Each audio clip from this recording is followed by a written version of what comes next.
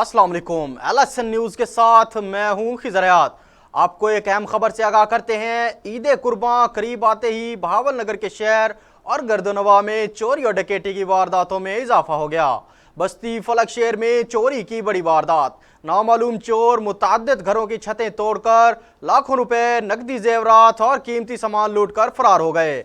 ईद कुर्बान करीब आते ही बहावलनगर में भी चोर डाकुओं ने लंगोट कस लिए।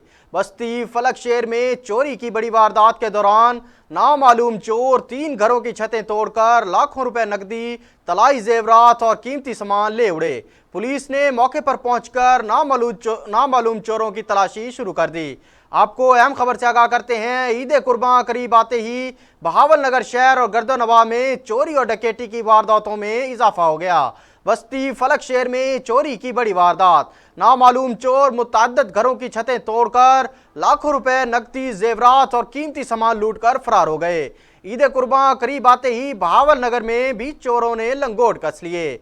बस्ती फलक शहर में चोरी की बड़ी वारदात के दौरान नामालूम चोर 3 घरों की छतें तोड़कर लाखों रुपए नकदी, तलाई जेवरात और कीमती सामान ले उड़े। पुलिस ने मौके पर नामालूम चोरों की तलाशी शुरू कर दी।